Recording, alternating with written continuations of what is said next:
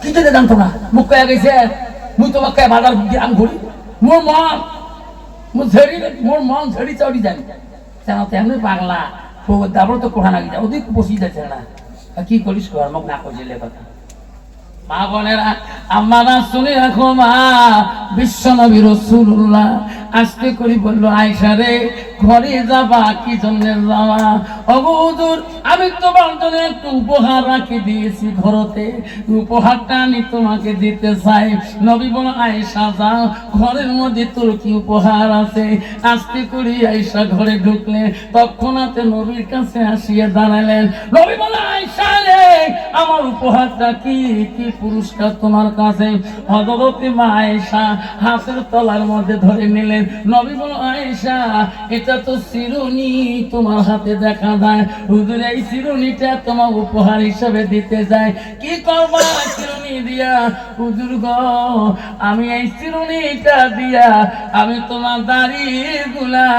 আশ্রি আশ্রি দিতে চাই যেরকম সুবহানাল্লাহ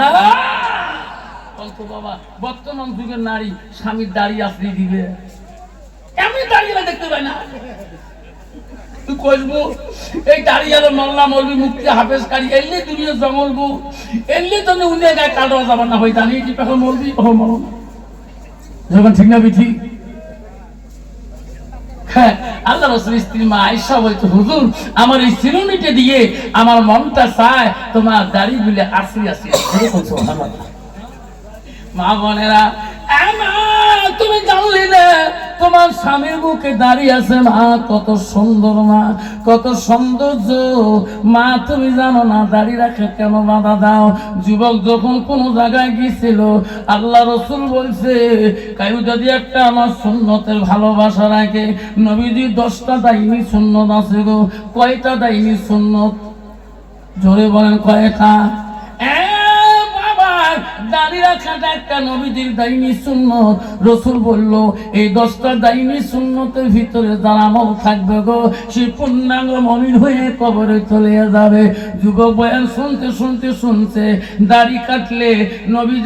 নবীজির কলিজার মধ্যে আঘাত পায় নবীজি কাল কিয়ামতের দিন সুপারিশ করবে না যুবক আলেমকে বলছে হুজুর জীবনে যা ভুল করলাম হুজুর আমি বহুদিন থেকে নামাজ পড়ি আমি যদি আগে দাড়ির বয়া জানতাম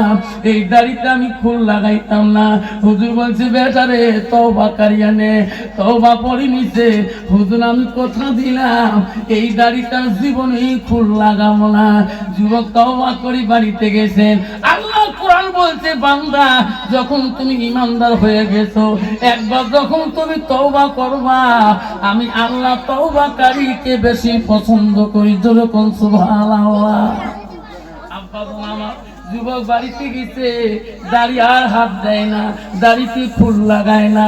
আর কোনোদিন দাড়ি ফুল লাগায় না 1 মাস 2 মাস হয়ে গেল এই যে মানুষ 7 দিনই ফুল লাগায় 3 মাস 4 মাস হয়ে গেল 6 মাস হয়ে যায় সুন্দর দাড়ি হয়েছে দাড়ি টানি টানি শুনে খাবো আল্লাহ আমি যদি আগে জানতাম এই দাড়িটা আমি কোনোদিনও ফুল লাগাইতাম না 6 মাস পার হওয়ার পরে হঠাৎ করে মামা শ্বশুর বাড়িতে এসছে আসি গেছে জামাই কেমন আছেন বাবা মামু আমি খুব ভালো আছি আল্লাহ আমাকে ভালো রাখছে জামাই গো কালকে আমার ভাগ্নিকে নিয়ে যাবেন কেন মামু আমার বেটি